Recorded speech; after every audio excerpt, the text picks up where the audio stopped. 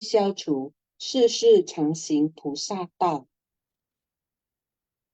全体净师弟子，诚愿上人法体安康，法轮常转，常住世间，无量寿福。向佛菩萨及上人行三问讯礼。问讯，再问讯，三问讯。感恩师兄师姐，请坐。好，selamat pagi, sesungguhnya yang berbahagia. 感恩上人开示，感恩semua tim Shin Fasyang, 感恩Sece Indrawati yang sudah membacakan Fasyang. Dan sebelum kita berlanjut ke yang berikut, kita mari sama-sama melantunkan doa. Mari kita dengan tulus dan kusuk ikut melantunkannya. Kanan. 我的心在静思中感恩，我的心念充满虔诚。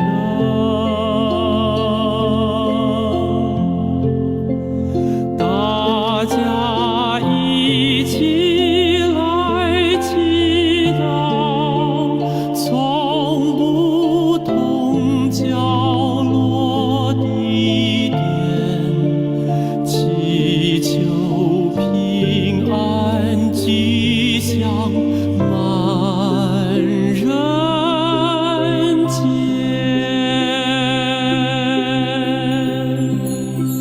用心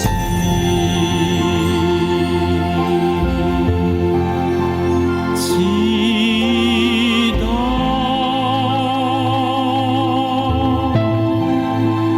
但愿人人坚守信愿行。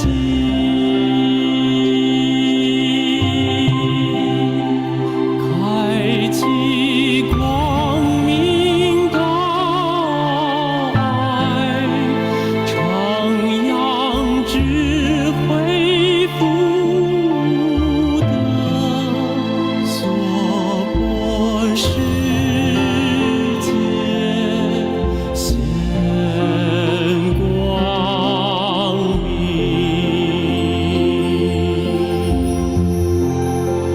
我的心在静思中感恩，我的心念上大诸佛心。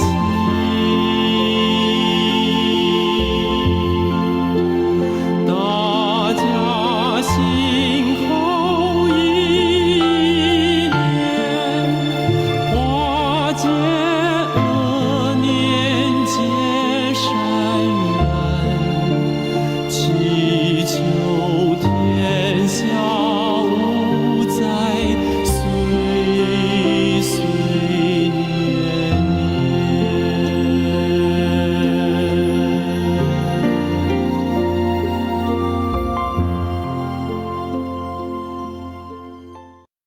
Ya, semoga hati manusia tersucikan, masyarakat harmonis, dan dunia bebas dari bencana. Selamat pagi, Sisung Hece. Nama saya Lohoklai dari Heci Pluit, Jakarta. Ya, mari kita sama-sama menyimak ya, intisari yang sudah dibuat oleh tim Shin Fasyang. Yang hari ini adalah masih dari bab 17, pembedaan jasa kebajikan, episode 1570. Demi kemahatauan dari Buddha, hendaknya membuat upaya besar. Mari kita simak bersama.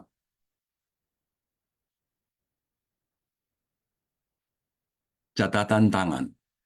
Buddha telah menyempurnakan alam tanpa noda dan memperoleh tubuh pembebasan yang kekal dan murni. Keheningan dan pemadaman yang tak terbayangkan. Inilah yang disebut sebagai kemahatauan, sarwajnata. Dalam bab perumpamaan kota gaib disebutkan, demi kemahatauan dari Buddha, hendaknya membuat upaya besar. Mari kita lihat penjelasan dari Master. Yang pertama, ada melatih diri, maka ada pembebasan. Jika kita bisa melatih sila, samadhi, dan prasna, maka pasti bisa melenyapkan segala kerisauan dan ketidaktahuan. Ini adalah prinsip kebenaran dari hasil pembinaan diri. Semua kerisauan sudah dilenyapkan. Ketidaktahuan tidak menodai pikiran atau batin kita. Ini dinamakan pembebasan yang kekal dan murni. Maka kita akan memasuki kondisi keheningan dan pemadaman yang tak terbayangkan. Hati kita menjadi sangat hening dan jernih, dan tidak lagi terganggu oleh kerisauan duniawi. Meskipun di sekeliling kita selalu ada gangguan rupa dan suara dalam permasalahan di dunia, dalam permasalahan duniawi, apakah itu suara, bentuk, dan sebagainya, semuanya tidak dapat mencemari batin atau pikiran kita. Karena kita telah mencapai kemahatauan atau sarwajnata, telah memahami prinsip kebenaran duniawi secara menyeluruh. Untuk memperoleh kemahatauan seperti Buddha, cara satu-satunya adalah kita harus membangkitkan tekad upaya besar. Jadi Master mengatakan ya sesungguhnya kita harus terus bersemangat ya. Jadi meningkatkan upaya. Jadi bukan cuma upaya yang sedikit-sedikit, tapi upaya besar, betul-betul upaya besar ya. Jadi ada bahasanya fatasin li tayin ya. Jadi membangkitkan usaha ikrar yang besar ya. Jadi membangkitkan semangat yang besar juga. Jadi agar kita betul-betul bisa terbebaskan dari mendapatkan kebebasan yang kekal dan murni, yang tidak lagi bisa diganggu oleh berbagai fenomena dunia, ya, dari suara, bentuk, dan sebagainya.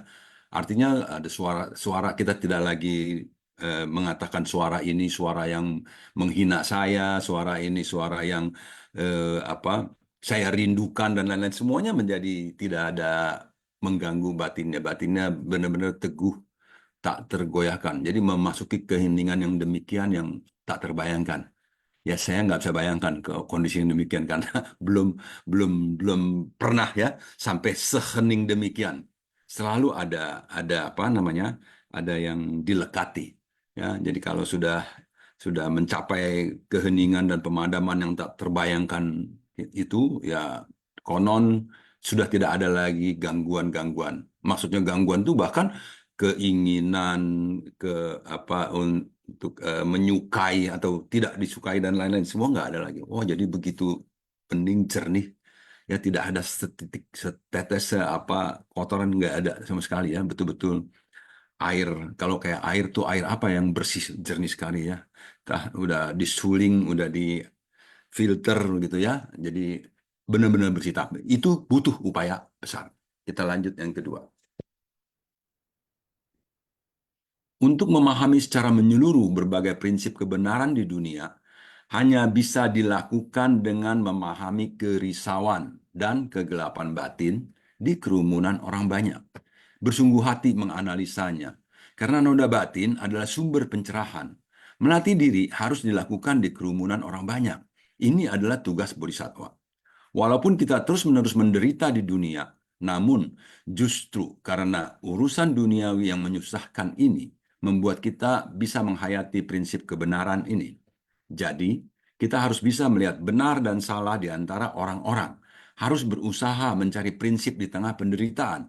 Saat kita bisa tetap murni di tengah kerisauan batin dan mampu terbebas darinya, inilah yang disebut dengan bodhi, atau pencerahan atau kebijaksanaan. Inilah alasan kenapa kita tidak boleh meninggalkan para makhluk dan harus menjalankan praktek kebodian. Jadi kita mencari pencerahan, mencari kebijaksanaan, bukan mencari, menumbuhkan kebijaksanaan, karena kebijaksanaan itu ada di dalam diri setiap manusia, ya. Batin Buddha jadi sama ya dengan batin manusia, tapi batin manusia ditutupi begitu banyak noda batin, ya. Jadi kita harus menggalinya, menumbuhkannya, ya. Jadi akarnya semua udah ada, tinggal tumbuhan. Inilah yang disebut tadi mencari pencerahan dengan menumbuhkan kebijaksanaan. Jadi kita bisa lakukan itu di kerumunan orang banyak. Artinya di masyarakat, di keramaian, di memanfaatkan ruang, waktu, dan antar sesama. Ini yang dimanfaatkan. Karena di kerumunan orang banyak ini kita bisa melihat begitu banyak penderitaan, begitu banyak melihat noda-noda batin. Ya, kenapa kita harus di tempat orang banyak, nggak sendirian aja? Karena kalau sendirian aja, kita tidak bisa melihat noda batin kita sendiri. Seringkali demikian. Ya, karena itulah kita harus melihat yang ada pada orang-orang di sekeliling. Nah, baru kita tahu, oh inilah dia namanya noda batin. Ya, karena kalau sendiri nggak tahu. Seringkali begitu, ya. Jadi mesti melihat lagi ke luar. Di kerumunan orang banyak, begitu banyak problem-problem, ya. Bahkan problem-problem yang tidak pernah kita temui, kita bisa temui di lapangan, di masyarakat, ya. Kita sendiri nggak bisa. Kita sendiri nggak ada problem itu. Nah, sebab itulah makanya kita mesti ke masyarakat. Jadi kita menemukan begitu banyak problem. Kita begitu banyak jadi sehingga kita bisa melihat berbagai persoalan, tetapi apakah kita melekat di sana atau tidak, nah itu namanya pelatihan diri. Jadi masuk ke dalam penderitaan, tapi tidak melekat pada penderitaan. Jadi seperti itu, ya. Jadi berusaha mencari prinsip di tengah penderitaan.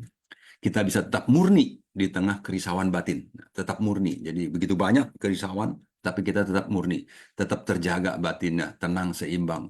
Luar biasa, ya. Kita lanjut ke 3. Naskah Sutra. Selanjutnya ada bodhisatwa sejumlah butiran debu di 4, 3, dan 2 unit dunia daripada 4 benua seperti ini akan mencapai kebuddhaan sesudah jumlah masa kehidupan sesuai jumlah unit dunia masing-masing. Juga ada bodhisatwa sejumlah butiran debu di 1 unit dunia daripada 4 benua akan memperoleh kemahatauan sesudah 1 masa kehidupan lagi. Wah, kelihatannya bingung juga ini, ya. Kita lihat yang dijelaskan oleh Master. Selanjutnya ada bodhisatwa sejumlah butiran debu di 4, 3, dan 2 unit dunia daripada 4 benua. Seperti ini artinya menjelaskan tentang sebelumnya 4 unit dunia daripada 4 benua. Gunung Sumeru, ya, ada 4 arah penjuru. Di dalam Sutra Buddha disebutkan Gunung Sumeru merupakan gunung tertinggi di dunia. Maka dunia membuat gunung ini menjadi yang utama. Ada 4 bagian utara, selatan, barat. Ya. Utara disebut sebagai 4 benua yang mempunyai umur yang berbeda dan ekologi yang berbeda. Ada juga 3 unit dunia daripada 4 benua yang berarti 3 masa kehidupan. Ada juga 2 unit dunia daripada 4 benua dan 1 unit dunia daripada 4 benua. Sesuai jumlah 4, 3, atau 2 dalam proses pelatihan diri dan mencapai pencapaian sesuai dengan tahapan tersebut. Mereka yang sangat rajin akan mencapai kebuddhaan di kehidupan terakhir ini. Makanya kita harus memulai melatih diri. Masih bingung, ya, saya. Ini memang di dalam Buddhism kita banyak menemukan simbol-simbol, perumpamaan-perumpamaan, ya. Bahkan ada hal-hal yang memang sulit kita cerna, apalagi juga ini kebiasaan ataupun juga budaya dari 2000-an tahun yang lalu, bagaimana mereka menjelaskan sesuatu dengan bayangan-bayangan dan lain-lain, ya. Karena Gunung Sumeru sendiri ini, itu tidak ada gunungnya. Tidak ada Gunung Sumeru di India, di Nepal, itu nggak ada. Jadi hanya ada di dalam kitab-kitab Buddhis, ya. Jadi sepertinya ini sebuah simbol juga, ya, sebuah simbol. Jadi dikatakan Gunung Sumeru bahkan luasnya itu yang sangat tidak terbayangkan, ya, tidak terbayangkan. Jadi Gunung Sumeru itu besar, tinggi sekali, ya tidak terbayangkan besar tingginya. Ukurannya itu saya pernah lihat di Google ya. Jadi Sesiung Sece kalau mau tahu Gunung Sumeru itu ada lihat di Google aja. Gunung Sumeru ada di mana ya? Jadi di India banyak para peneliti juga sudah meneliti mencari memperkirakan ada nggak sih Gunung Sumeru? Nggak ada ya. Jadi belum diketemukan. Ya bukan nggak ada, belum diketemukan ya. Nggak tahu yang di mana itu Gunung Sumeru. Ada yang mengira-ngira, oh barangkali gunung ini nih, gunung itu tuh gitu ya. Jadi demikian. Bahkan di Indonesia juga ada Gunung Semeru ya. Ya mungkin itu karena dari dulu rakyat di Pulau Jawa ini menganut agama Buddha, jadi mungkin ada gunung yang begitu tinggi di sana, dikatakan juga itu Gunung Semeru ya, di Jawa Timur ya kalau nggak salah ya. Demikian, jadi di Gunung Semeru ada 4 penjuru katanya ya. Nah itu sebetulnya kalau dalam persepsi yang saya pahami ini adalah hanya sebuah perumpamaan-perumpamaan tentang betapa di alam semesta ini begitu luasnya, begitu banyaknya manusia juga. Kalau menurut kosmologi Buddha itu bahwa kita hidup bukan cuma di bumi yang ini, dunia yang ini, ada dunia-dunia lain. Mungkin itu galaksi-galaksi yang lain yang ada kehidupan di tempat lain. Kita nggak tahu ya, saya juga nggak tahu gitu kan. Jadi kita juga nggak tahu. Jadi kalau Sesiung Sece merasa ini pusing-pusing, di skip aja ya. Kita tidak membuat eh, risau ya, pusing di sini, di skip aja nggak apa-apa. Karena ini satu perlambang-perlambang yang artinya bahwa kita manusia itu harus melalui begitu banyak kehidupan-kehidupan, begitu banyak alam-alam yang akan kita lalui untuk mencapai pencerahan ya, mencapai kebudayaan. Jadi bukan perjalanan yang singkat, ini perjalanan yang sangat panjang. Ya, demikian. Kita juga masih panjang, kita skip lagi sekarang ini, kita lanjut yang keempat. Kemahatauan artinya dapat mengetahui secara menyeluruh kalau segalanya adalah jalan tengah. Jika kita melekat pada kekosongan sejati, ini juga tidak baik. Melekat pada keberadaan menakjubkan juga tidak boleh. Kita harus berjalan di jalan tengah, berjalan secara sejajar dengan kekosongan sejati dan keberadaan yang menakjubkan. Ini disebut jalan tengah. Batin dan tubuh jasmani berdiam dengan damai dalam prinsip kebenaran, selalu tenang dan tak tergoyahkan, tidak terpengaruh oleh lingkungan di sekitar kita. Hati kita jangan tergoyahkan dengan suara, bentuk, orang, dan kejadian di sekitar kita. Hanya dengan demikian hati kita akan tenang dan damai. Ini bukanlah sangat sulit, hanya saja hati kita tidak bisa dipertahankan. Sekiranya hendak mencapai kebudayaan, dalam bab perumpamaan kota gaib disebutkan demi kemahatauan dari Buddha, hendaknya membuat upaya besar. Jangan ada lagi keraguan di sana. Jika tidak ada air, kita harus menggali dengan sungguh-sungguh.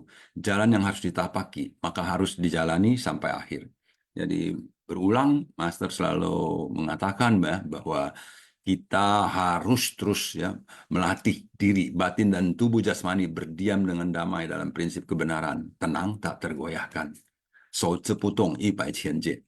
Jadi ini batin yang samadhi. Jadi kita melatih sila, samadhi, dan prasna. Jadi samadhi, batin yang samadhi adalah batin yang sudah tenang, tak tergoyahkan, tidak dipengaruhi lagi oleh 8 angin. Ya, 8 angin yang mana itu ya, senang, tidak senang, apa sih namanya ya, kaya, miskin, untung, rugi gitu ya. Nah, seperti itu ya, perasaan-perasaan cinta dan benci itu tidak ada pengaruhnya lagi. Karena semuanya disebutkan adalah hanya fenomena-fenomena di dunia seperti gelembung-gelembung busa sabun ya. Ada tapi tiada, tiada tapi bisa ada. Semuanya terbentuk karena terkondisi. Demikian. Jadi sebetulnya tidak ada. Tetapi juga katanya kita jangan melekat kepada kekosongan, tapi juga tidak melekat kepada keberadaan. Nah, tidak melekat kepada tubuh jasmani yang ada di dalam saat ini, yang kita manfaatkan untuk melakukan banyak hal, untuk belajar, untuk melakukan kebajikan, ya. Yang penting itu yang dipakai, digunakan untuk liu tu wan xing, mempraktekkan 10.000 paramita ya, 10.000 paramita. puluhan ribu praktek paramita dari 6 paramita tentunya, atau dari 10 paramita, silahkan saja ya. Demikian ya ya. Jadi kita jangan ragu-ragu lagi, ya. Jadi kalau masih ragu-ragu ya terus kuatkan hatinya, tingkatkan keyakinannya sehingga kita betul-betul bisa melangkah selangkah lebih maju lagi, ya, yang kita akan jalani sampai akhir. Kita lanjut. Bodhisattva sejumlah butiran debu akan mencapai kebudaan sesudah jumlah masa kehidupan sesuai jumlah unit dunia masing-masing. Dikatakan sesuai jumlah unit dunia masing-masing. Sesudah 4 masa kehidupan, 3 masa kehidupan, atau 2 masa kehidupan, secara berurutan melatih diri dan tercerahkan. Selanjutnya mencapai kebudaan. Mencapai kebudaan sesuai jumlah masa kehidupan, sesuai jumlah unit dunia masing-masing, sesudah jumlah masa kehidupan, sesuai jumlah unit dunia, apakah 4, 4, 3, 3, 2, 2 akan memasuki tingkat pencerahan, menakjubkan, dan mencapai kebudaan. Kita lihat berikutnya. Sekiranya para Sravaka atau Praceka Buddha tekun mempraktekkan dan menegakkan 4 kebenaran mulia, Cattwari Arya Satyani, ditambah lagi mempraktikkan ajaran dari 4 penerapan, Catur Prayoga, paling cepat sesudah 4 masa kehidupan dan paling lambat sesudah 100 kalpa, mereka akan memasuki jalan visi, Darsana Marga. 4 penerapan Catur Prayoga, Dhamma dari kehangatan, Usmagata. Ya, ini 4 penerapan ini ya. Dharma dari kehangatan, satunya tuh Usmagata. 2, Dharma dari titik puncak, Murdana. Dharma dari kesabaran, Santi. Dharma dari tingkat dunia tertinggi, Laukika Gradama. Melatih diri dari tidak tertarik menjadi tertarik. Mulai semangat dan fokus pada ajaran tersebut. Inilah yang disebut dengan Dhamma dari kehangatan. Saat kita melatih dengan semangat, kita akan mencapai puncak pelatihan ini. Selama proses berlatih, yang diperlukan adalah kesabaran. Jika tidak bisa bersabar, walaupun sudah membangkitkan ikrar, kurang kesabaran, ikrar akan cepat luntur. Dharma dari tingkat duniawi tertinggi telah terlepas dari duniawi, memusatkan hati pada pelatihan yang dilatih dan ditegakkan, semuanya adalah jalan tengah, jalan Buddha. Jalan tengah adalah jalan Buddha. Ya. Jadi kita terus harus menerapkan. Jadi selain menegakkan dan mempraktekkan 4 kebenaran mulia, yaitu tadi ya, bahwa di dunia ini ada penderitaan dan ada sebab-sebab dari penderitaan, kemudian penderitaan bisa dilenyapkan dan ada jalan untuk melenyapkan penderitaan tersebut. Nah, inilah Cattwari Arya Satyani. Jadi kita terus-menerus bisa dengan memahami 4 kebenaran mulia ini, ya. Jadi kita akan mendapatkan cara pandang yang lebih benar, ya, cara pandang yang lebih barangkali bisa lebih menerima berbagai kondisi yang terjadi, menjadi lebih tenang, ya. Karena kita tahu bahwa semua penderitaan itu ada sebab-sebabnya. Ketika kita menerima buah karma, kita tidak lagi mengeluh kenapa ada karma yang seperti ini. Karena kalau kita sudah belajar, kita tahu bahwa ya, buah ini berbuah karena sudah pernah kita tanam benihnya. Demikian, jadi nggak ada mengeluh lagi. Itu sebabnya semakin banyak belajar, semakin banyak mengetahui dan memahami, semakin sedikit menyalah-nyalahkan. Karena kita tahu semua yang terjadi, yang terkondisi, terbentuk adalah sedemikian adanya. Memang karena ada benihnya, baik itu karma sendiri, karma kolektif, ya semua ada. Jadi setiap kejadian, setiap fenomena yang ada, bukannya tanpa sebab, bukannya mendadak demikian saja, bukannya ada yang membenci kita, ada yang menghukum kita, ada kekuatan tertentu menghukum kita, bukan demikian, tetapi memang itu adalah sudah jalinan jodohnya, sudah bawaan karma dari masa lampaunya. Ya, sedemikian. Jadi kalau kita ya, proses berlatih terus-menerus, tentunya buah-buah yang akan diterima adalah buah-buah yang baik. Demikian ya, jadi kita harus terus menegakkan jalan tengah, jalan kebudayaan. Kita lanjut. Yang keenam, para bodhisattva hendaknya tekun mengamalkan 4 ikrar agung, serta berusaha untuk memperoleh bekal berupa berkah dan kebijaksanaan. Ditambah lagi melatih ajaran dari 4 penerapan, Catur Prayoga. Praktisi kendaraan kecil mempraktekkan 4 kebenaran mulia. Praktisi kendaraan besar mempraktekkan 4 ikrar agung. Mereka menggarap bekal berupa berkah dan kebijaksanaan di kerumunan orang banyak. Di dalam praktek bodhisattva, mereka terus meningkatkan upayanya dan membangun jasa pahala dengan mempraktekkan 6 paramita dan puluhan ribu prakteknya di tengah orang banyak. Membangun jasa pahala dan menjalankan praktek sampai memasuki jalan visi dan berdiam dalam hakikat tata, inilah yang dinamakan 4 tingkatan dari penerapan. Berada di jalan yang terang dan jelas, berjalan di jalan bodhi yang lapang dan lurus. Para bodhisattva dengan pencerahan setara Buddha hanya membutuhkan 1 masa kehidupan lagi untuk mewujudkan kebijaksanaan menyeluruh. Sarwatha Janana, ini yang kita harus terus melangkah ke depan. Para bodhisattva mengamalkan 4 ikrar agung. Ya, 4 ikrar agung itu adalah Zhongsen Upian Sientu, jadi makhluk hidup itu begitu tak terhingga.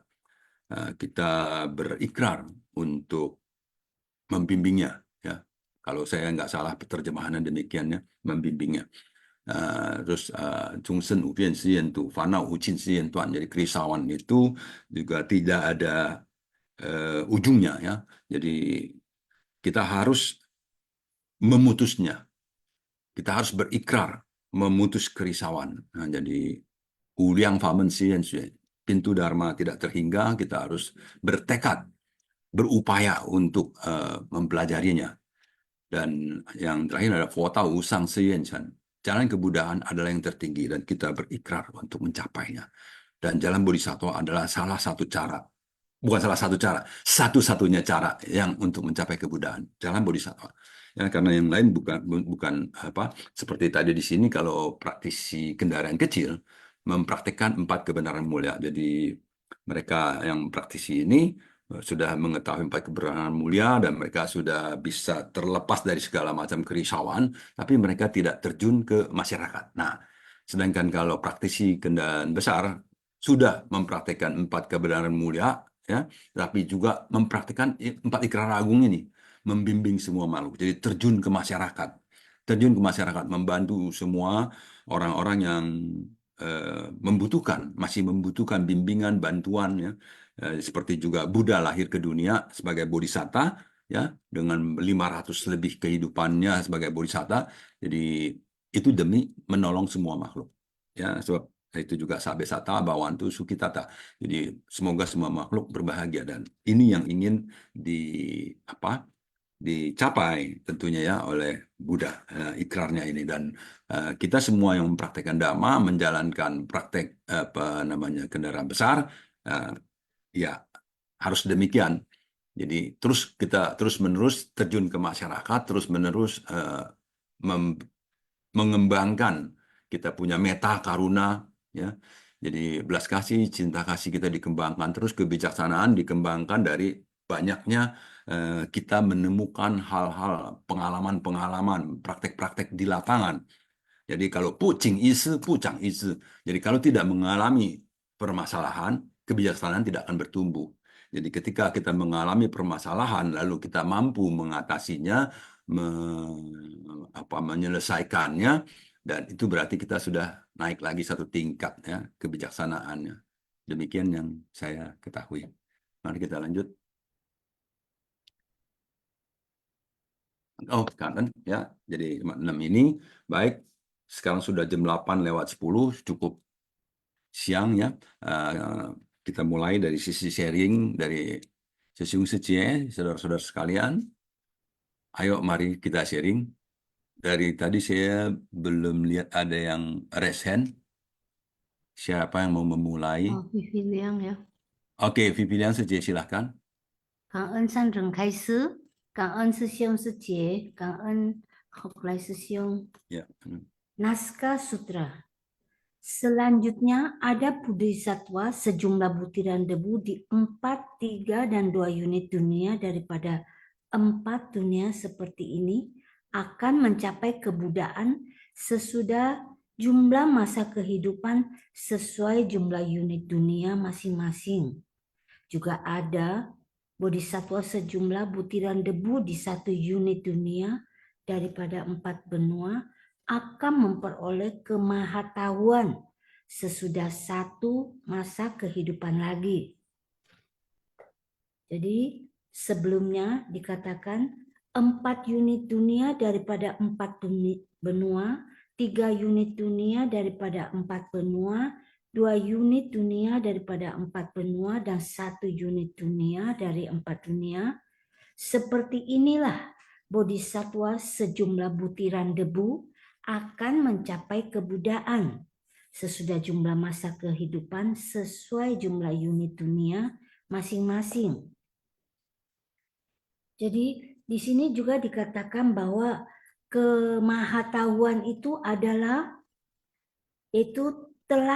Buddha yang telah menyempurnakan alam yang tanpa noda sehingga memperoleh tubuh pembebasan yang kekal dan juga pemadaman yang tak terbayangkan.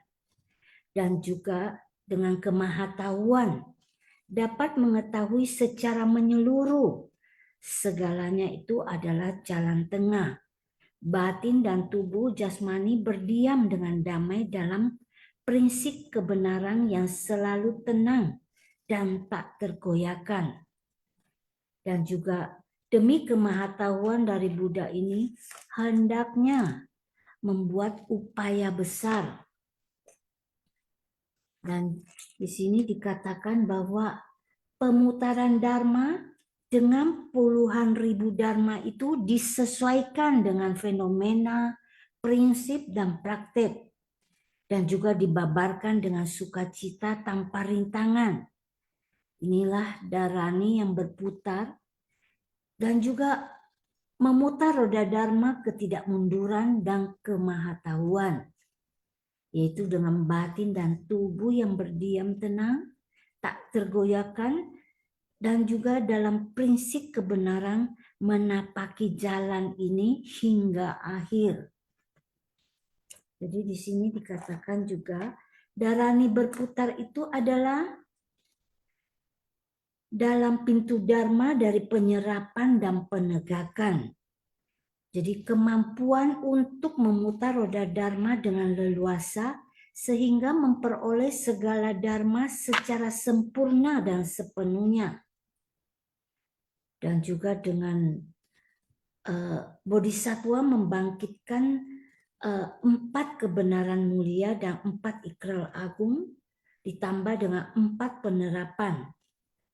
Bodhisatwa yang telah memperoleh dharani berputar ini, yaitu mereka juga telah memperoleh dharma tanpa rintangan, bahasa tanpa rintangan, makna tanpa rintangan, dan juga membabarkan dharma tanpa rintangan dengan kefasihan yang tak terbatas dalam kerumunan banyak orang.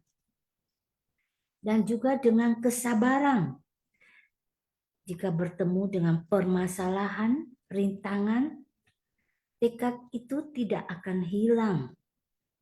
Dan juga dengan melihat jalan misi, memusatkan hati di jalan tengah, memasuki jalan visi ini juga harus ditambah dengan 4 penerapan. Dan juga yang jika para Sravaka atau Praceka Buddha tekun mempraktikkan dan menegakkan 4 kebenaran mulia dan juga ajaran dari 4 penerapan ini paling cepat sesudah 4 masa kehidupan dan paling lambat sesudah 100 kalpa, mereka akan memasuki jalan visi, yaitu jalan bodhi. Dan 4 penerapan itu adalah dharma dari kehangatan, dharma dari titik puncak, dharma dari kesabaran, dharma dari tingkat duniawi tertinggi. Jadi dengan 4 tingkatan dari penerapan ini juga bisa membangun jasa pahala dan menjalankan praktek sampai memasuki jalan visi dan berdiam dalam hakikat tatata. Jadi di sini kita dalam menjalani praktek bodhisatwa ini kita harus bisa mengamalkan 4 ikrar agung dan juga bisa dengan berkah dan kebijaksanaan kita, ditambah kita telah melatih ajaran dari 4 penerapan ini, sehingga kita bisa berdiam dalam hakikat tata dan bisa mencapai kebudayaan. Cảm ơn sư兄sư姐. Kanan ya, Pimpin yang Seci ya. Ya, berikutnya ada yang mau sharing lagi. Karena waktunya sudah jam 8:15 ini. Ya, Halo, oleh Sesiung. ya Jangka Wijaya Secung. Aduh, mau bahas apa nih? Gunung Semeru atau Daqian Sijie, Xiaoqian Sijie? Yang saya mau bahas itu bermasyarakat sebagai dalam pelatihan. Bermasyarakat dalam pelatihan ya. Dalam Bermasyarakat dalam dalam pelatihan. dunia akademik. Oh, Dunia ada akademik. ada kaitannya dengan apa Pelatihan diri juga. upaya besar hari ini ya. Betul, upaya besarnya ada macam-macam. Ya, upaya besarnya itu adalah kita belajar terbuka. Seperti itu kira-kira. Silakan. Aplikatif aja ya, Sesiung ya. Biasa, aplikatif, realistis ya. Ya, Biar silakan Sejung ya. Waktunya Oke, langsung aja. dimanfaatkan dengan baik ya. Oke, jadi Kanan Sar Kaisa dan Kanan Sesiung Sejenman yang ada di sini ya. Jadi kalau misalkan salah satu pelatihan kita itu adalah ya memang bermasyarakat. Ya dalam bermasyarakat itu apa sih? Ya nggak usah jauh-jauh lah. Kita kan kegiatan cecipungnya 1 minggu.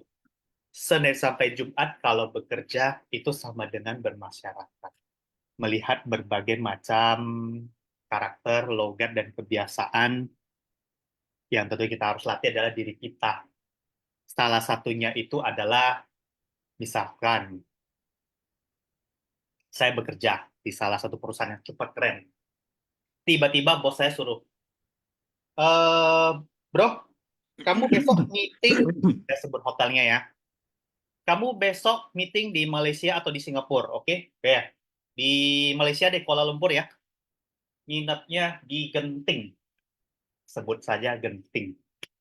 Ini tiketnya, ini reservasi hotelnya, paspor ready kan? Ready. Nah, besok berangkat meeting sama orang itu. Dan orang itu ya katakanlah doyan judi. Reaksi kita sebagai karyawan terhadap perusahaan tersebut adalah kita melatih batin kita. Melatih batin kitanya bagaimana ya? Kita tidak perlulah protes ke bos lah. Bos, saya ini relawan Churchill loh. Saya punya 10 sila. Sila ke-8. Berapa ya? Judi dan spekulasi 7 atau 8 ya? Oh, 7. Tidak boleh berjudi dan spekulasi. Kalau saya ngomong seperti itu, langsung bosnya counter. Aku tahu kamu relawan suci, tapi ini kita model besar ini. Udah, lu sok-sok suci, lu kasih ke yang lain lah. Tapi kalau ada closing, lu nggak dapat komisi. Digituin sama bos lo. Atau cara kedua, ya itu sebenarnya kita harusnya nggak perlu ya. Harusnya, ya sudah, kita terima saja bagian dari pelatihan diri kita. Mau meeting sama klien, sampai amit-amit kalau meetingnya. Tapi kalau di kasino sih nggak mungkin meeting lah ya, nggak mungkin masuk ke dalam kasino. Tapi keluar dari ya sekitaran kasino lah, meeting di kafe di sekitaran pintu masuk kasino atau bagaimana ya, itu pasti meeting lah. Nah, dari sinilah kita harus pandai-pandai, session-session tahu orangnya. Apa kliennya suka kasino, ya biarkan saja mereka masuk kasino. Kalau kitanya masuk kasino, ya disitulah pelatihan kita apakah bisa tergoda, terjerumus dalam bermain judi. Itu yang pertama. Lalu yang kedua, asumsi. Lalu yang kedua, kan ini kan udah dibayarin kantor ini, tiket sama hotelnya. Ya sudah, ambil saja kayak gitu. Tapi jangan masuk ke kasinonya. Kalau misalkan kita masuk ke kasinonya, berarti pelatihan diri kita kurang.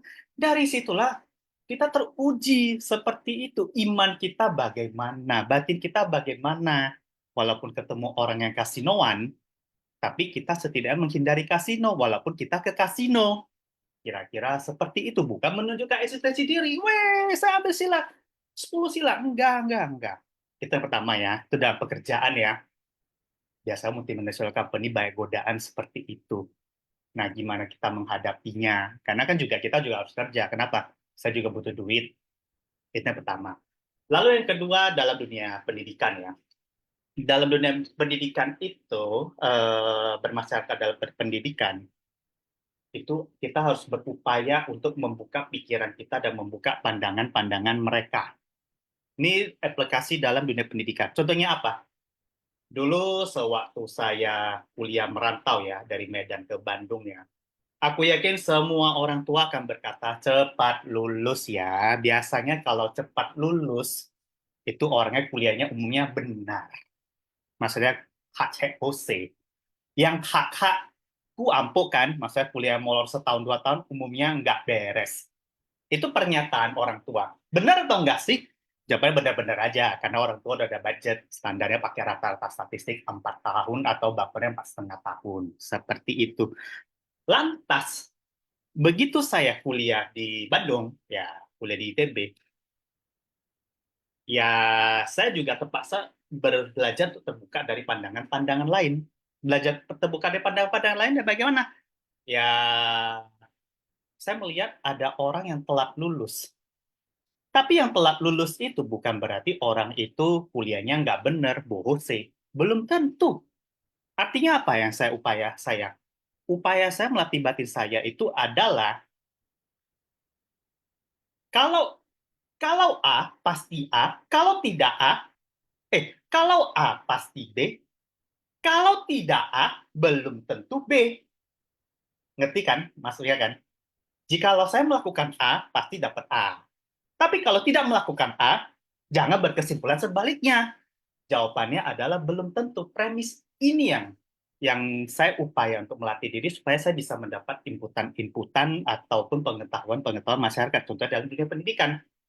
Katanya kalau kuliahnya tepat waktu, lulus tepat waktu, berarti kuliahnya beres. Tapi kalau kuliah molor, apakah benar kuliah nggak beres? Ya belum tentu.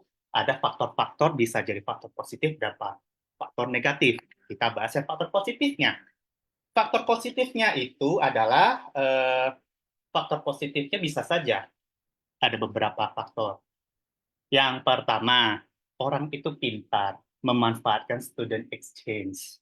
Student exchange di satu negara, jadi kebetulan klop sama profesornya, risikonya wisudanya atau 1 tahun 2 tahun. Tapi begitu di wisuda udah dapat koneksi, tinggal kuliah S2. Apa disebut orang telat? Apakah orang itu telat kuliah? Tapi apakah dibilang orang itu kuliah nggak beres? Tetap beres-beres aja, seperti itu. Atau yang kedua, ini juga saya baru mendapatkan pengalaman yang cukup menarik ya, sewaktu saya terlibat dalam PL bersama BINUS. Ada satu anak PL BINUS bertestimonial lain daripada yang lain. Beliau ngomong, sebenarnya saya ikut ini buat mau cepet-cepet wisuda. Kuliah saya molor. Lah, langsung pikiran kita langsung mikir, ini kuliah nggak beres. Dia ngomong lagi, kuliah saya molor gara-gara pas saya sambil kuliah lagi bikin usaha dalam bidang pelestarian lingkungan. Saya kepikiran mau kolaborasi sama Ceci dalam hal solusi pelestarian lingkungan. Jadi ya karena usahanya untung, kuliahnya nggak terkejar. Kali ini saya lagi lowong, bisnisnya udah lancar nih, saya lagi kejar-kejar kuliah nih. Nah, saya lagi kejar-kejar skripsi, kejar-kejar apa ini? Doakan ya. Nah, loh, artinya apa? Orang itu lagi kuliah, benar kuliah, tapi pasti itu menjalankan bisnis dan lagi ada berkah bisnisnya jalan, kuliahnya memang pasti berantakan. Lantas apakah dibilang kuliahnya nggak beres? Ya belum tentu juga. Belum tentu juga. Kata dia bikin bisnis, bisnisnya lumayan berkembang. Nah, dari situlah upaya saya untuk berpikir bahwa yang tadi, jika melakukan A, dapat A. Tapi kalau jika tidak melakukan A, kita jangan langsung berkesimpulan sebaliknya. Kita harus perhatikan faktor secara holistik. Yang in the end juga upaya kita apa? Kalau bermasyarakat, kita tidak boleh judgmental terhadap cara berpikir apapun atau situasi apapun. Kita tidak perlu judgmental. Karena kalau dengan judgmental, ego kita yang keluar. Ego kita yang keluar seolah-olah saya yang paling benar, yang lainnya salah. Itu menutup pintu kebijaksanaan dalam pikiran kita. Kita terbuka saja, kita coba lihat cara berpikir, hargai cara berpikir. Siapa tahu ide dari mereka itu ada benarnya, bisa kita ambil. Kira-kira seperti itulah kira-kira ya. Atau yang ketiga, ini lebih gila lagi, kasus yang ketiga, saya tambahin ya. Ada juga teman saya kuliah di ITB ya, ini saya saksinya ya. Pernah sambil kuliah tapi sambil magang di jaringan internet sendiri. Ya semacam Starlink lah, namanya AIII. Jadi admin, bayarannya lumayan, tapi tanggung jawabnya gila. Sampai-sampai mengorbankan akademiknya demi menjaga jaringan di kampus waktu saya kuliah. Konsekuensinya apa? Nggak bisa ikut ujian, mata kuliah tersebut nggak lulus, ngulang tahun depan. Molor nggak? Molor. Tapi akhirnya lulus 5 tahun. Pada saat kelulusan tahun kelima, tiba-tiba ditawari pekerjaan dengan gaji yang lumayan. Kenapa? Walaupun fresh graduate, tapi sudah ada pengalaman kerja, skill menghandle jaringan selama kuliah. Itu kelebihan dari yang lain, kira-kira seperti itu, kira-kira. Nah, setelah lulus, iya. Tapi dibilang kuliah nggak beres, ya nggak bisa juga. Ya memang kuliahnya nggak beres. Tapi setelah beres kuliah, ditawari pekerjaan dengan gaji lebih tinggi, kenapa tidak? Itu yang membuat catatan saya berpikir sendiri. Ya, jika tidak, jangan berkesimpulan sebaliknya. Kira-kira seperti itu ya. Oke, udah cukup ya. 3 contoh itu ya kira-kira yang mau saya sharekan.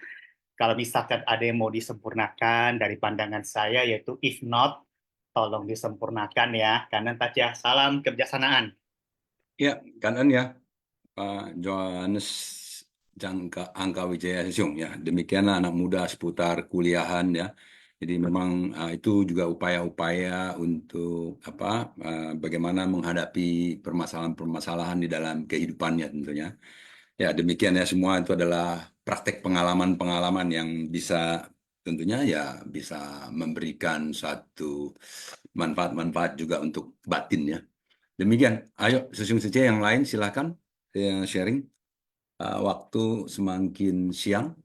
Selamat pagi, Pak Klai Sesiung. Ya, selamat pagi Gunawati Sece, silakan. Sangren Kaise, genggam kesempatan ya Siung ya. Ya, betul. Selamat pagi ya Sesiung Seceman, salam sehat ya untuk kita semua.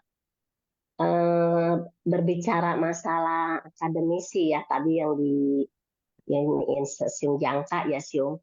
Kadang-kadang saya juga berpikir begini ya, orang itu ya macam-macam ya. Mohon maaf ya, jadi saya kepancing cerita. Orang tua saya ya dulu ya, walaupun hidup susah ya, tapi ingin berusaha ya, upaya yang besar itu mendidik anak ya, jadi anak yang baik dan berbudi luhur serta harus sekolah. Ya. Jadi ya, itu saya tuh dipaksa kehendak orang tua itu kamu harus sekolah ini ya karena papa mau anak nomor 1 sekolahnya yang ini, nomor 2 yang ini, nomor 3 yang itu gitu. Kamu sekolah IT ya.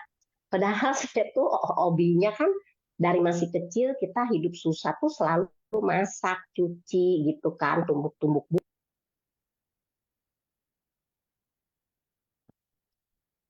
Suaranya hilang ya, Sece Gunawati.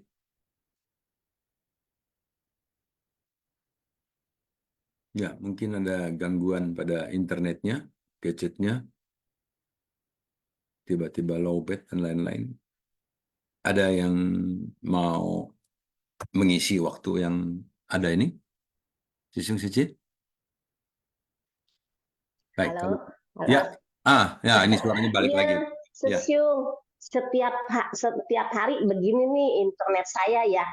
Jadi diambil alih aja harusnya ya Siung sayang membuang waktu ya. Ya nggak apa-apa. Sekarang kan Sece udah kembali. Iya Siung. Iya jadi ya begitu ya. Kadang-kadang kan orang memandang ya. Oh ini Gunawati seorang insinyur komputer. Padahal mohon maaf ya saya di keluarga suka dikasih tahu kamu itu nggak boleh merendahkan diri katanya. Tapi memang kenyataan ya saya tuh begitu menikah saya kuliah itu lama sekali selesainya. Makanya kalau anak-anak sekarang kan ya anak saya 3,5 tahun ya umur berapa masih muda udah S2 ya. Saya tuh umur 27 baru lulus ya. Itu juga saya udah nggak mau, tapi papa saya paksa. Saya bilang, apa saya kayaknya nggak kuat, Pak, saya nggak bisa gitu. Jangan, kamu harus, semua saudara kamu semua pada sekolah gitu. Akhirnya ya saya kadang-kadang kalau ada yang tahu, saya kadang-kadang malunya kok kamu orang kuliahan kok bicaranya seperti itu, nggak sistematis gitu kan, nggak beda gitu sama orang yang benar-benar orang kuliah sampai lagi mendapatkan segelar kesarjanaan gitu ya. Jadi dia merasa agak minder gitu karena ya begini kan.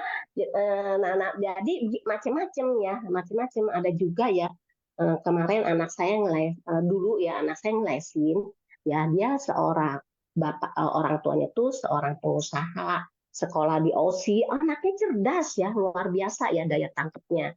Terus dia sampai bunuh diri ya.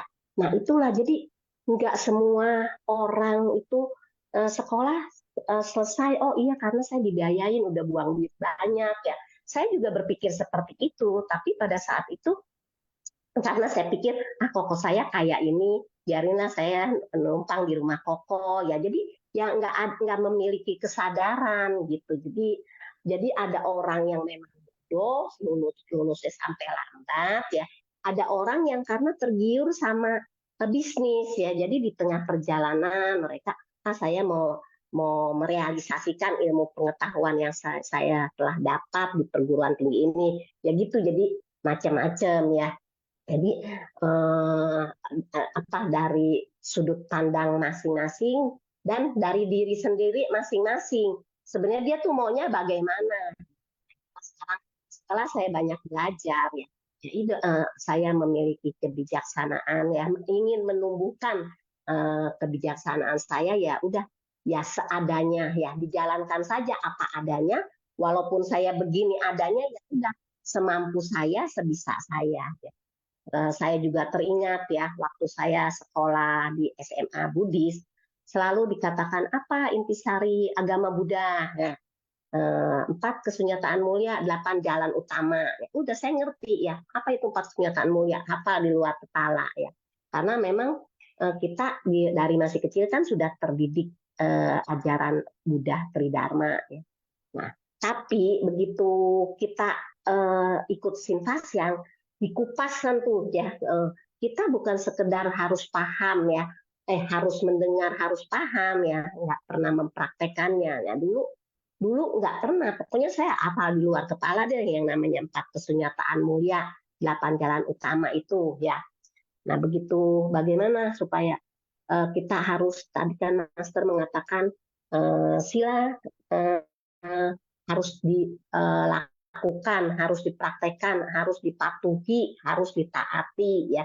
Tapi kita kan dulu cuma teori ya, cuma paham. Nah kalau sekarang kan, oh iya sila ini apa aja ya. Nah dari 8 ruas jalan utama itu kan ucapan benar, perbuatan benar, mata pencaharian benar ya.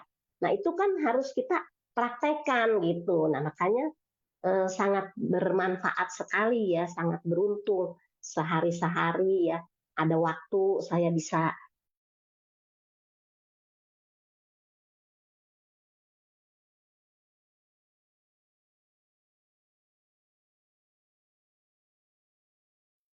Ya, kelihatannya menghilang lagi Sece Gunawati. Baik, Sece, seperti juga tadi kata Gunawati, Sece dimanfaatkan waktu yang baik. Kita masuk ke kuis dulu ya. Nanti kita masuk sesi sharing lagi. Host, mari kita masuk ke sesi kuis. Cara menjawab kuis adalah jawaban diketik di chat room everyone. Format jawaban ya, nomor soal jawaban, contoh jawaban 1D 2A, demikian ya. Jadi teman-teman yang masih baru ya, ingat jawaban diketik di chat room. Oke, kita mulai. Kuis yang pertama, kita mendengarkan Dhamma. Setelah mendengarkannya dan merenungkan dengan baik, apa yang harus dilakukan? A. Lupakan saja. B. Mencatatnya dalam buku. C. Memamerkan kepada yang lain. D. Mempraktekkan dalam tindakan nyata. E. Selalu memberi persembahan. Silakan dijawab. Saya hitung mundur. 5, 4, 3, 2, 1, close. Ya, jawabannya adalah mempraktekkan dalam tindakan nyata. Yang kedua, saat Dharma dapat digunakan untuk menghadapi masalah dalam kerumunan orang banyak. Ini disebut dengan titik-titik. A. Tanpa berpikir, B. Tanpa kebocoran, C. Tanpa melihat, D. Tanpa mendengar, E. Tanpa bertindak. Silakan dijawab. Saya hitung mundur. 5, 4, 3, 2, 1, close. Ya, jawabannya adalah tanpa kebocoran atau tanpa celah, ya. Tanpa kebocoran, tanpa celah. Berarti sempurna. Gitu ya. Kita lanjut. Dalam bab pembedaan jasa kebajikan disebut bodhisattva sejumlah butiran debu. Setelah 8 masa kehidupan, maka apa yang akan terjadi? A. Akan terlahir di alam bidadari, B. Akan mencapai apa yang diimpikannya, C. Akan hidup abadi, D. Akan menjadi dewa, E. Akan mencapai kebudaan. Saya hitung mundur. 5, 4, 3, 2, 1, close. Jawabannya seragam, semuanya sama, semuanya benar. Ya, akan mencapai kebudaan. Oke, lanjut. Yang keempat.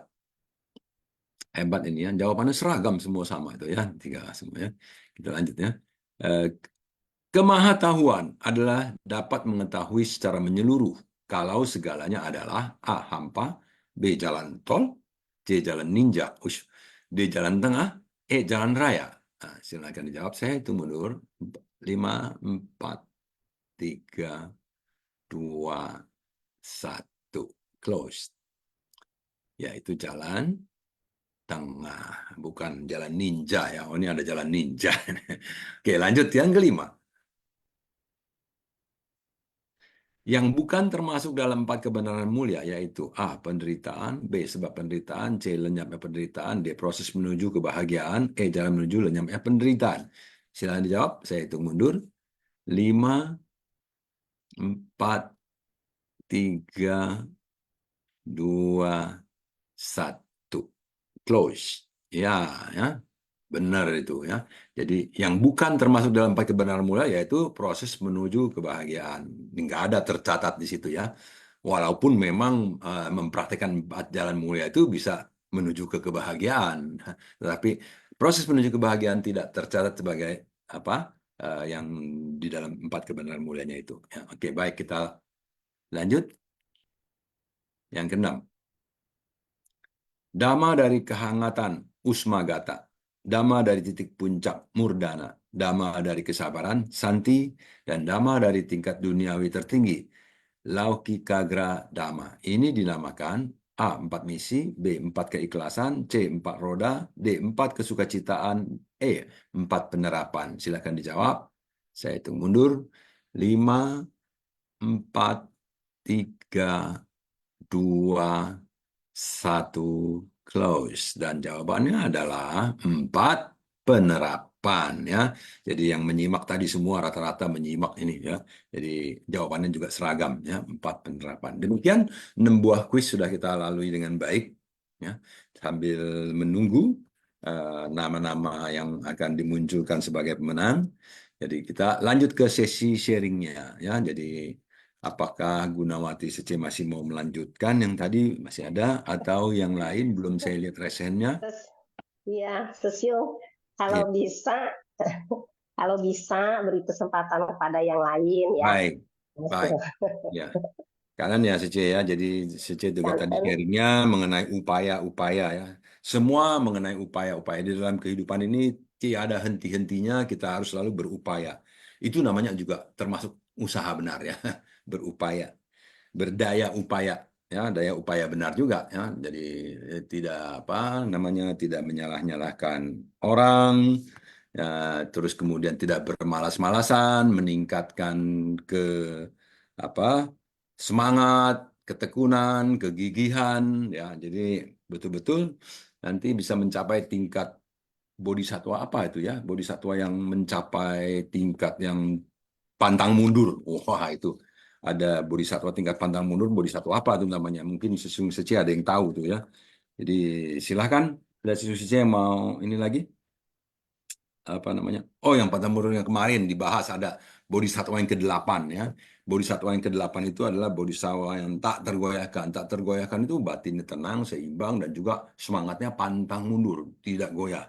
Ya, kalau kita pernah dengar cerita biksu apa Jianchen ya yang mau ke Jepang, yang dari China mau ke Jepang. Wah, itu semangatnya betul-betul semangat pantang mundur sampai 8 kali ya pergi ke Jepang gagal sampai 8 kali.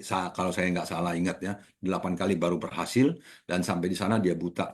Wah, itu luar biasa sekali. Jadi biksu Jianchen itu Jianchen Tahesang itu sangat-sangat dikagumi oleh para praktisi Buddhis ya akan semangatnya wirya paramita yang luar biasa. Baik, ini ada tadi Ong Chiwei Sesiung ya sudah resen ya tadi barusan saya lihat ya. Ya, selamat pagi Susiung. Ya, silakan Sesiung. Selamat pagi Hoklai Susiung. Ya, selamat pagi Susiung Sice. Ya, kangen kepada Master yang selalu membimbing kita setiap hari ya Susiung. Ya, kangen ya Susiung atas sharing-sharingnya ya. Tadi juga teman-teman yang sharing ya. Saya ingat ya kalau Hoklai Susiung selalu mengingatkan kepada kita ya bahwa keyakinan itu adalah ibu dari segala pahala. Jadi memang ya jadi apa yang Susiung selalu ingatkan ini ya sehingga apa yang kita dengar selalu dari ceramah Master setiap pagi ini memang diperlukan keyakinan ya dalam diri kita. Kalau kita punya keyakinan maka kita akan melakukan usaha ya karena apapun usaha yang kita akan lakukan tentu didasari dengan keyakinan kita. Jadi dengan usaha yang upaya yang besar ya dengan tentunya ditopang oleh keyakinan. Saya pernah dengar ya satu buah cerita ya Susiung ya.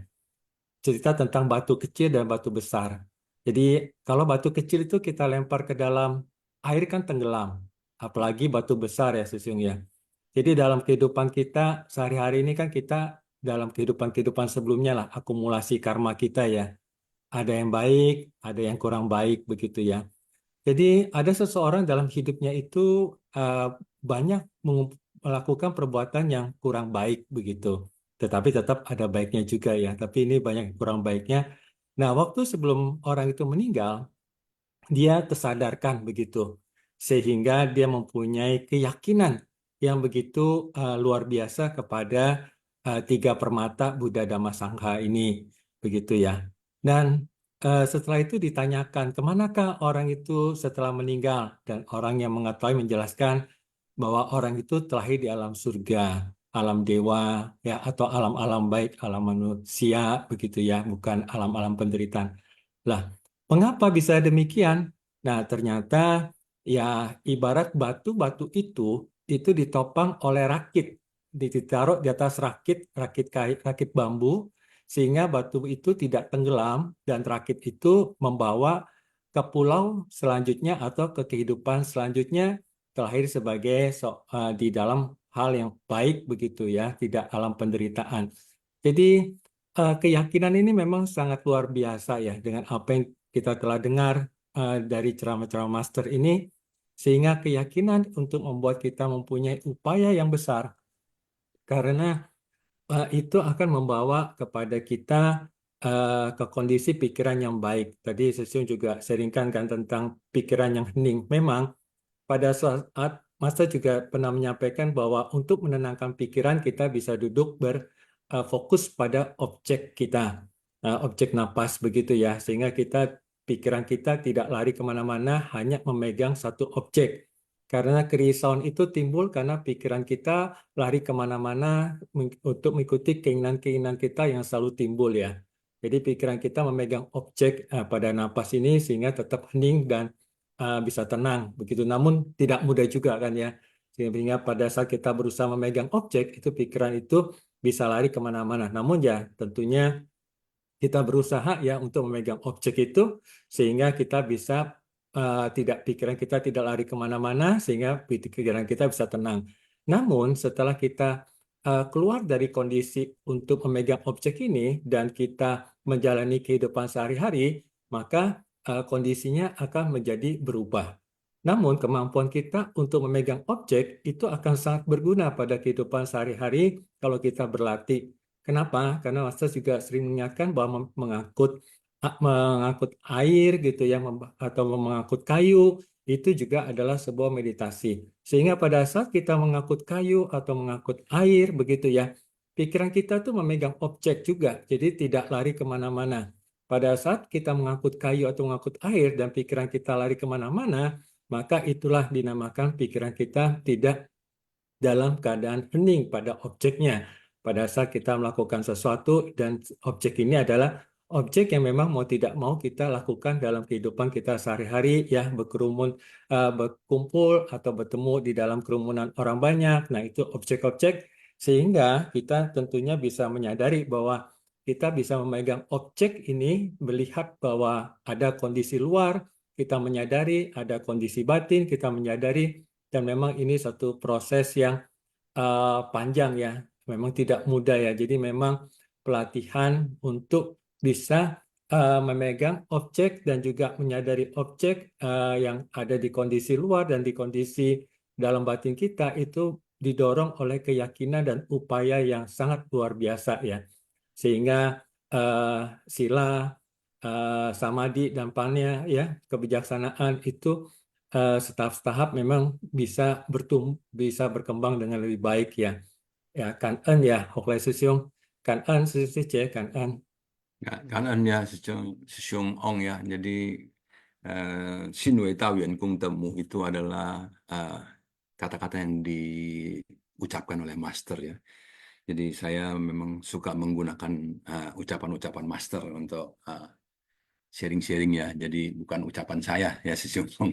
Bukan, maksudnya bukan asalnya dari saya. Saya mengucapkan itu kata-kata dari master. Memang luar biasa. Keyakinan itu tentunya tidak begitu saja muncul, tidak begitu saja ada ya, tetapi juga melalui suatu proses tentunya ya. Keyakinan itu mungkin untuk yakin melakukan upaya-upaya yang besar, kita juga dimulai dari upaya-upaya kecil dulu ya, seperti dana kecil gitu ya. Jadi seperti juga sumbangsi-sumbangsi yang kecil-kecil, dan itu keyakinan semakin bertambah, semakin menguat, akarnya semakin kuat. Jadi seperti akar pohon yang terus menancap ke dalam, batang pohonnya menumbuh keluar, ya kebijaksanaannya terus ini, jadi semuanya menjadi lebih kuat dan lebih tahan akan goncangan, tahan angin, hujan badai ya. Jadi kalau akarnya kuat, maka itu. Jadi kita harus selalu menguatkan akar keyakinan, akar perhatian, akar konsentrasi, ya fokus tadi yang Sisyong Ong katakan itu. Memang kita harus selalu belajar bagaimana fokus ya. Jadi basicnya adalah tetap meditasi. Jadi meditasi bukan berarti hanya duduk saja. Tadi kata Sisyong Ong juga ya, sharing. Meditasi ya artinya mengambil kayu, mengambil air, mengangkut kayu dan air, itu juga meditasi. Bisa dalam kondisi yang meditasi kalau kita fokus pada apa yang kita lakukan. Menjadi ketua Sheli, menjadi ketua Hechi, ketua Fuai, semua juga kalau fokus di sana berarti juga mempraktekkan yang sifatnya meditatif jadinya ya. Saya pikir demikian ya. Jadi di sini ada yang tulis ya, dalam praktek dalam organisasi banyak keputusan, masih ada keputusan diambil atas keberpihakan, atas suka tidak suka. Karena kita masih di dalam dunia ya, Sisyong Herianto ya, kita masih di dalam dunia saha, dunia ini ya, masih begitu.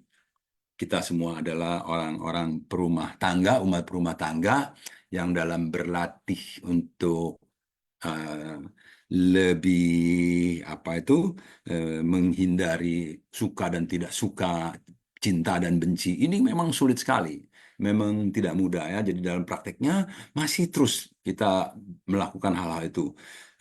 Saya lebih suka sama si Anu, saya nggak suka sama si Anu. Ini masih terus, memang masih terus. Dan bagi Sesiung Sejie yang melatih diri yang bisa lebih meminimais itu, ya, jadi juga harus mengembangkan pengertiannya, pemahamannya, Sanche Paulung. Jadi Sanche Paulung, oh iya dia masih demikian, masih terbawa oleh perasaannya, masih baper, ya udahlah ya. Mungkin suatu saat dia nggak terbawa bapernya lagi, ya.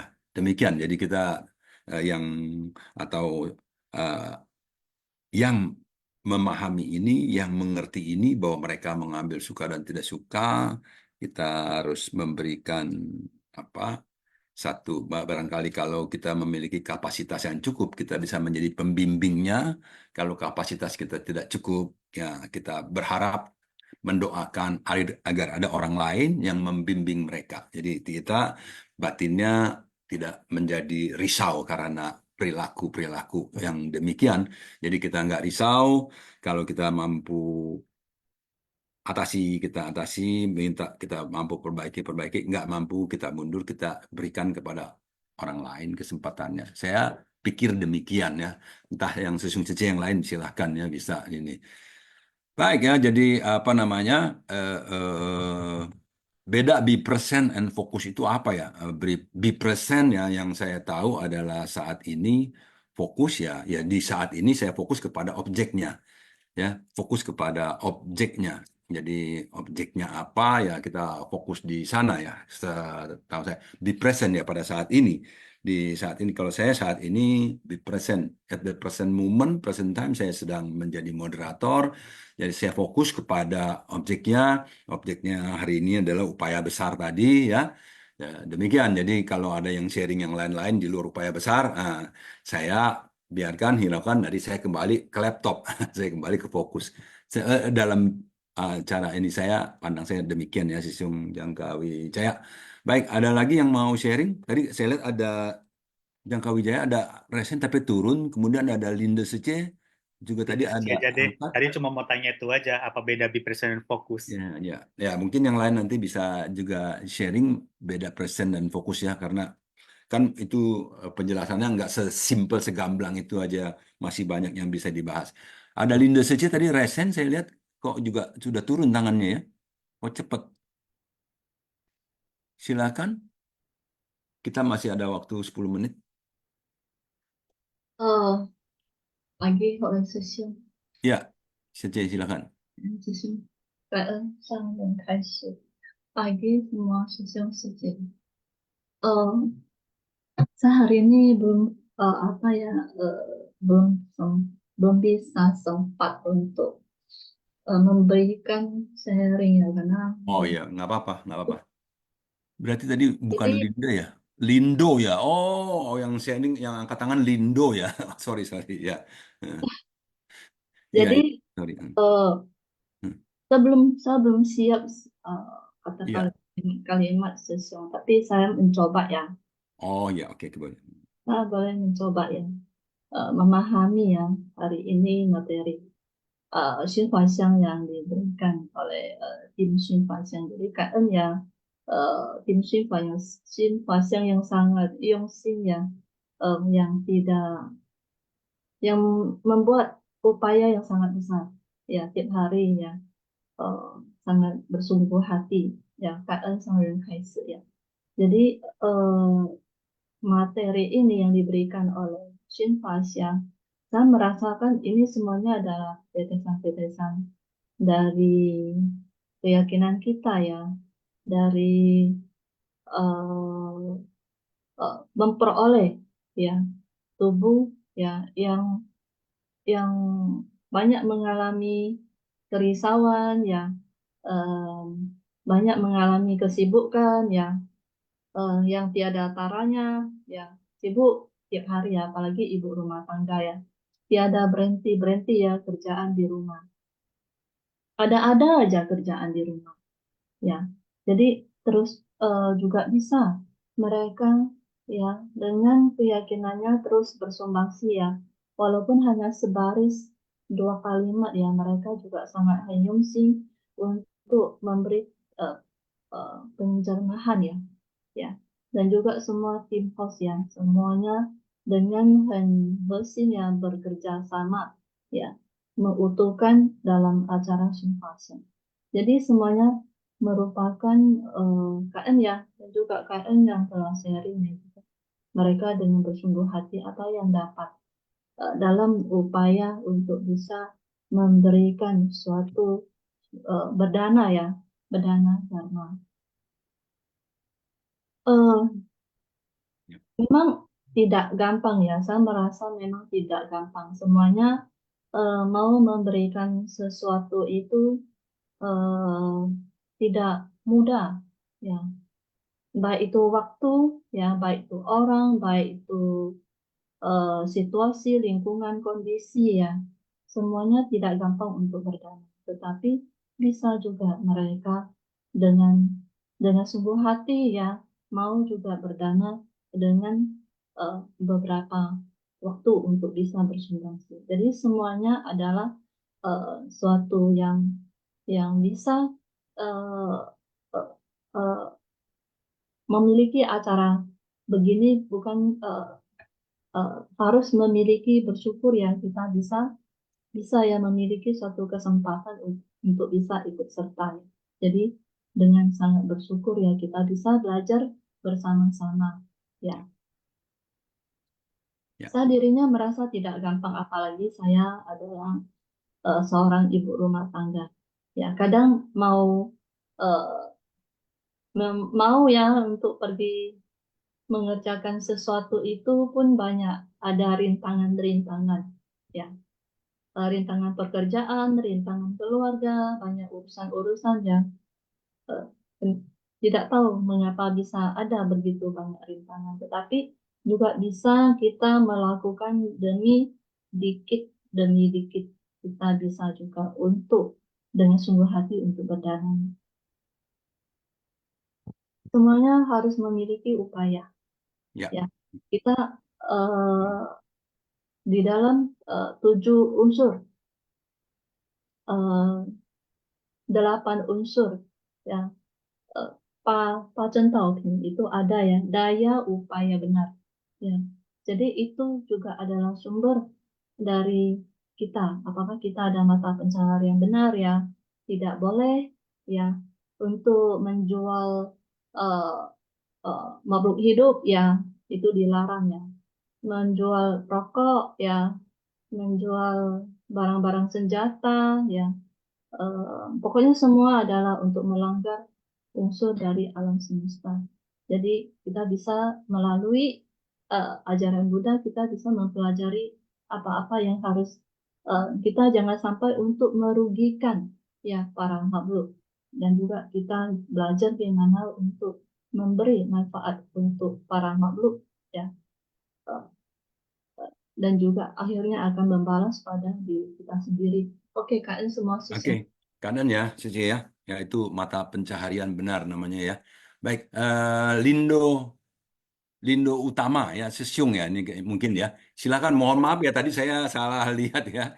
Ya, jadi membuat Sesiung menunggu lama. Silakan. Ya, apa-apa. Chào anh, chào sáng không? Ya, chào. Cảm ơn terima kasih. Kadang Jong Holai dari materi hari ini mungkin saya ini sharing sedikit aja lah ya. Ini barusan habis siap jogging nih sebenarnya. Jadi melatih otot. Selain melatih hati dan pikiran juga melatih otot kita nih. Itu perlu. Saya juga suka jogging Sesiung. Setiap hari, saya tiap hari jogging. Ya. Jadi ya saya doakan semua yang kita yang di Zoom ini sehat selalu, bisa segi batin, dari segi fisik semuanya sehat selalu. Nah, Sesiung paling kalau menurut saya ya, berdasarkan topik materi hari ini, tadi saya jogging sambil dengar ya. Mungkin saya ambil pembahasan tentang kepemimpinan itu. Saya rasa ada satu pepatah mengatakan bahwa semakin tinggi pohon, semakin besar angin badai yang menerpa gitu loh. Jadi mungkin dari pandangan kita seorang suci ya, mungkin kita semakin kita mengikuti kegiatan itu harus didasari dengan niat baik ya. Itu yang paling penting yang menurut saya sejujurnya. Jadi niat baik yang kita lakukan itu ya kita tidak berpikir untuk mengejar hal-hal seperti suatu jabatan atau yang lainnya ya, karena kita tidak sempurna. Mungkin kita bisa saja kita datang berkegiatan, mungkin kita ada kegiatan lain, kita izin terlebih dahulu atau apa. Mungkin kita tidak bisa mengikuti kegiatan sampai habis. Tapi yang penting kita ada niat untuk datang, itu sudah sangat dihargai menurut saya ya. Dan mungkin dari segi kita pelatihan diri ya, kita melatih diri itu apa mungkin kita jikalau kita sudah mendapatkan suatu jabatan, ini disclaimer ya, kita bukan kejar jabatan di Suci ya, tapi selagi kita bisa mendapatkan penghargaan tersebut, kita harus semakin membuktikan apa jati diri kita di seorang Suci gitu loh. Jadi kita tidak ada niat yang aneh-aneh gitu. Nah, jadi menurut saya kalau kita menjadi seorang Suci yang benar itu ya kita harus menurut saya sendiri ada dua ya. Ya mungkin melatih diri ke dalam dan melatih diri untuk keluar ya. Jadi ini bahasa sering sekali kita dengar Sejong Suci. Nah, kalau saya sendiri untuk melatih diri ke dalam mungkin ya saya lebih suka mendengar ceramah, ibaratnya melakukan meditasi, tetap menjaga kebugaran jasmani kita, ya kan? Tetap menjaga pikiran dan hati agar tetap tenang, menghadapi segala sesuatu tanpa gegabah, tanpa ada emosi, kemarahan apapun, kita usahakan agar itu dari dalam tidak terjadi bentrok, tidak terjadi masalah untuk keluar. Nah, masalah yang di luar itu bagaimana? Masalah di keluar itu mungkin kita berpikir ketika kita menghadapi satu masalah itu, yang paling penting buat saya itu harus selaras dan seimbang. Kita tidak boleh menanggapi terlalu berlebihan. Sesuatu yang berlebihan itu tidak baik, sesuatu yang berkekurangan itu kurang baik. Jadi kita seharusnya harus tenang, berpikir dulu. Bagaimana selaras dan seimbang mungkin menurut saya ya seperti kata Sujong Jangkawijaya tadi ya. Ya orang kuliah belum selesai, tapi kalau dia punya potensi di tempat lain, mungkin itu hanya masalah waktu. Itu hanya masalah waktu, bagaimana kita menyelesaikannya, bagaimana kita pelan tapi pasti bahasanya begitu Sejong Sece. Jadi kalau misalnya kita memahami ajaran Buddha ataupun ajaran-ajaran di tempat lain, karena ini bersifat universal ya kita Seci ya, mungkin ya Sejong Sece ya. Jadi semuanya agama itu mengajarkan yang benar dan baik. Tergantung kita insan-insan manusia ini apakah kita memperlakukannya dengan baik. Nah, kalau kita misalnya tidak selaras atau apa, mungkin bahasanya itu kita bisa membuat diri kita bahagia, tapi orang lain tidak. Terkadang kita misalnya kita merasa kita dipuji dengan orang-orang, contoh seperti saya. Di satu pihak beberapa orang Suci memuji saya, tapi mungkin kita hanya berspekulasi sebagai bentuk ajaran Dharma kita saling belajar. Mungkin ada yang tidak suka dengan kita. Jadi sehingga kalau kita menerima pujian itu terlalu berlebihan, kita terlalu membanggakan diri, orang lain makin marah dengan kita. Dia makin cemburu, itu sudah pasti ada. Jadi saya berharap sih untuk kita masing-masing, termasuk kita yang di Palembang, saya merasa Palembang itu cukup sangat akur, sangat harmonis, kegiatan kita melakukan dengan sangat sukacita. Sehingga dari segi ketepatan waktu kita menjalankan kegiatan, apalagi dari diri saya melihat yang masih muda ya, saya cukup termasuk muda, baru 31 tahun Susyong. Jadi saya merasa kalau semudah ini saya bisa melihat yang lain lebih bahagia atau apa, saya merasa saya sudah sangat cukup gitu loh. Selain daripada saya mencari keduniawian atau apa, yang itu tidak perlu berlebihan. Jadi ibaratnya kita melakukan suci itu dengan sukacita, kita melihat apa yang bagus di depan mata, kita jalankan apa yang bagus untuk orang lain. Itu saja sih menurut saya Sejong Suci. 好， Ya, 感 dan 恩 Sejong itu aja ya, Sejong. itu aja cukup. Baik, baik. Oh, Sejong masih muda sekali ya, 31 tahun ya, lebih muda dari anak saya ini. Oke, baik ya kanan ya Sejong Ciayo ya. Jadi memang proses-proses kita belajar di sesi ya, pelatihan diri ke dalam dan keluar. Yang Master katakan pelatihan diri ke dalam adalah Chen Xingse. Jadi tulus, ya benar, yakin dan jujur ya. Jadi itu yang ke dalam, yang keluarnya spesies. Jadi mempraktekkan meta, karuna ya. Seperti itu ya. Jadi dan tanpa pamrih tentunya. Seperti itu ya. Mudita ya, 4 Brahma Wihara itu dia ya. Meta, karuna, mudita, UPK. Itu pelatihan keluar. Jadi kita praktek keluarnya. Demikian baik. Kanan Sesung sudah sharing dari Sesung harian, Sesung harian, tuh lagi. Nah ini orang udah tua gitu ya. Sesung Lindo ya, Lindo dari Palembang menutup pertemuan kita hari ini. Semoga semuanya memberikan manfaat bagi kita dan semua makhluk yang terlihat maupun yang tidak terlihat. Sesiung masih ada itu kosakata Siung. Ya, jadi kita sekarang masuk ke kosakata. Ya, baik. Silahkan. Host.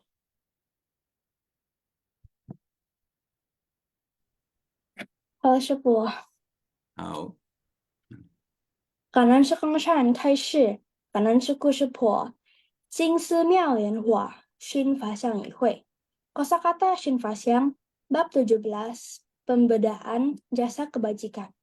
Episode 1570, demi kemaha-tahuan dari Buddha, hendaknya membuat upaya besar pada tanggal 7 Agustus 2024. 宁静 tenang, 无漏界 alam tanpa noda, 发大精进 membuat upaya besar, berusaha keras, berusaha sekuat tenaga. 开凿 memotong, menggali. 立功 membangun jasa pahala. 四家行位 4 tingkatan dari penerapan. 人王经 满足无漏界常境解脱生寂灭不思议 名为一切次. Buddha telah menyempurnakan alam tanpa noda dan memperoleh tubuh pembebasan yang kekal dan murni.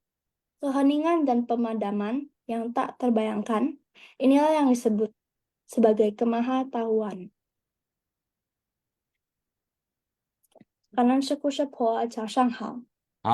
Kanan Hana ya pusat ya. Demikian kosakata juga sudah dibacakan, sempurnalah semua pertemuan kita hari ini. Mari sekarang kita sama-sama berdiri untuk memberi hormat ya. Xing Qili, Xing He Zhang, Xiang Huo Pusa, Ji Sang Ren, Xing San Wen Xun Li, Wen Xun, Zai Wen Xun, San Wen Xun, 阿弥陀佛，请坐。Ya, demikian Sesung Sece semuanya. Kita ketemu kembali besok di waktu Sesiung yang sama. Hoklai, Ya, Kanan kanan semuanya. Fasyang. 师兄师姐semuanya. 感恩师兄好来，感恩师 Kanan 兄 sepo, 姐。 sepo. 感恩师兄师姐，感恩师兄。感恩师兄后来。